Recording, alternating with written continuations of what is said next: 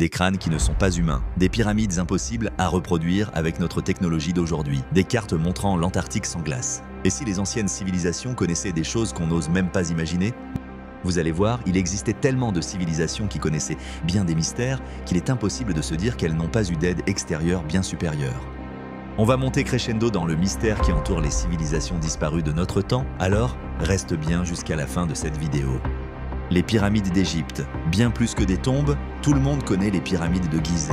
Mais ce que tu ne sais peut-être pas, c'est qu'elles sont remplies de mystères qui n'ont rien à voir avec de simples tombes royales. Officiellement, elles auraient été construites il y a plus de 4500 ans à l'aide de cordes, de leviers en bois et de sueur humaine. Mais aujourd'hui, même avec nos grues modernes, il serait extrêmement difficile de reproduire leur précision. Et c'est là que ça devient fascinant. La grande pyramide de Khéops contient une série de données que les Égyptiens n'étaient officiellement pas censés connaître. Par exemple, si tu divises le périmètre de la base par la hauteur de la pyramide, tu obtiens une valeur très proche de pi, soit 3,14. Et si tu compares la demi-base au sommet, tu retrouves approximativement le nombre d'or, phi, cette fameuse proportion qu'on retrouve dans la nature, l'art et les galaxies. Alors, hasard ou connaissance mathématique avancée, bien avant Euclide ou Pythagore. Et ce n'est pas fini. Une précision d'alignement défiant l'imagination, la pyramide de Khéops est orientée avec une précision millimétrique vers le nord géographique. Même la NASA a reconnu qu'il s'agissait de l'un des alignements les plus parfaits jamais réalisés sur une structure massive. Et pourtant, les Égyptiens n'avaient pas de boussole. Alors comment? Grâce aux étoiles? À une technologie oubliée? Mieux encore, les trois pyramides sont alignées avec la ceinture d'Orion, un motif stellaire connu pour son importance symbolique dans les civilisations anciennes. Mais pour atteindre cette précision, il faut des connaissances avancées en astronomie et en géométrie sphérique. Certains chercheurs indépendants vont plus loin. La hauteur multipliée par 1 milliard donnerait la distance entre la Terre et le Soleil. La masse de la pyramide serait proportionnelle à celle de la Terre. D'autres voient dans son emplacement un rapport avec le méridien zéro originel, bien avant Greenwich. Alors, coïncidence ou message? Et si la grande pyramide n'était pas un tombeau, mais un code géométrique, astronomique, voire énergétique? Aucun hiéroglyphe, aucune décoration, aucun sarcophage intact. Et une construction si parfaite qu'elle a survécu au séisme, à l'érosion et même au pillard. Elle est là, immobile, silencieuse, mais elle continue de défier l'histoire officielle. Alors, qui l'a vraiment construite? Pourquoi? Et surtout, qu'est-ce qu'on cherche encore à nous cacher? Les crânes allongés du Pérou, une autre humanité? On pourrait croire à un simple mythe, un détail étrange dans un vieux musée ou une exagération archéologique. Mais non, les crânes allongés de Paracas, au Pérou, sont bien réels. Et ils posent une question dérangeante. À quelle espèce appartenaient-ils vraiment? Alors, oui, allonger les crânes était une pratique culturelle bien connue, mais les crânes allongés du Pérou relèvent vraiment du mystère. Dans plusieurs civilisations anciennes, on retrouve des traces de déformation crânienne volontaire. Dès le plus jeune âge, on serrait le crâne avec des planches ou des tissus pour l'allonger. Pourquoi? Souvent pour des raisons spirituelles, esthétiques ou sociales. Cela existe chez les Mayas, les Huns et même dans certaines tribus africaines. Mais à Paracas, ce n'est pas de ça dont il s'agit. Les crânes retrouvés sur le site de Paracas ont une forme allongée, certes, mais plusieurs anomalies les distinguent radicalement des crânes humains modifiés. Ils sont en moyenne 25% plus grands en volume crânien. Leur poids c'est plus élevé, suggérant une structure osseuse plus dense. Et surtout, ils présentent une structure crânienne différente. Les humains ont 3 plaques crâniennes principales avec des sutures bien visibles. Certains crânes de Paracas n'en ont que 2, et la suture sagittale est complètement absente. Impossible à reproduire par une simple déformation externe. On parle ici de caractéristiques génétiques. En 2014, un chercheur du nom de Brian Forster annonce avoir effectué des tests ADN sur plusieurs de ces crânes. Les résultats?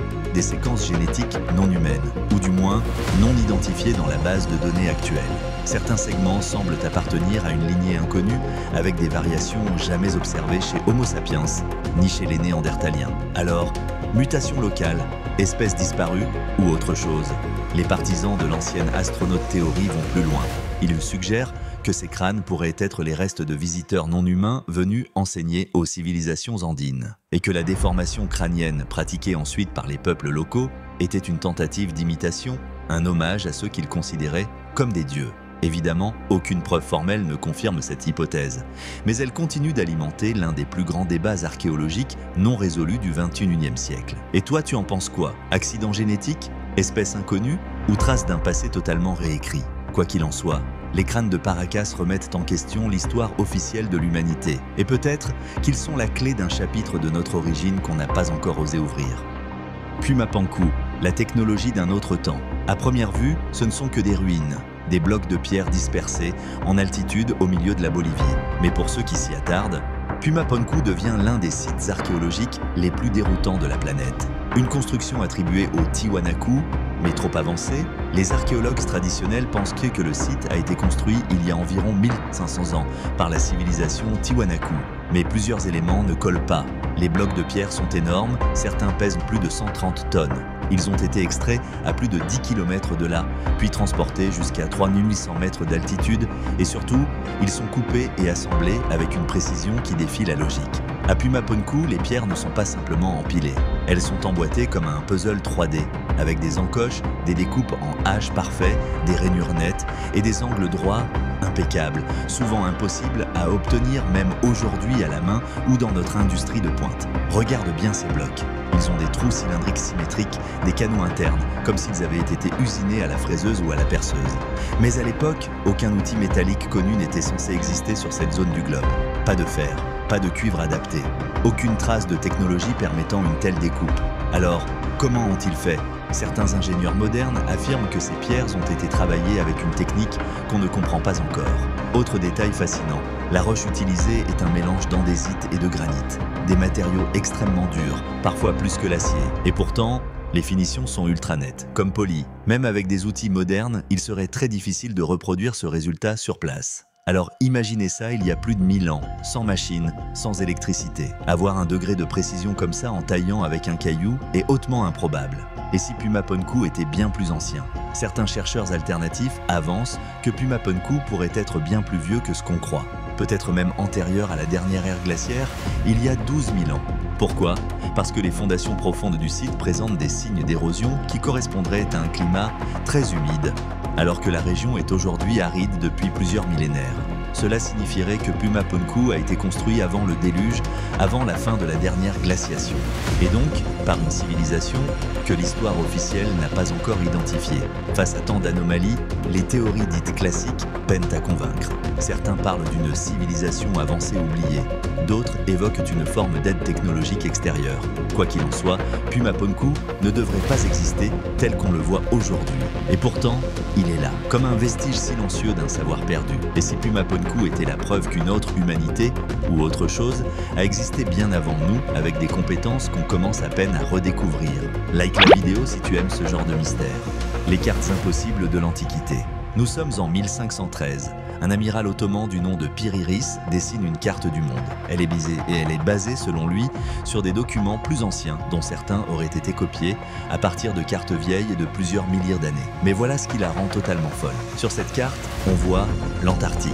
Et pas n'importe comment.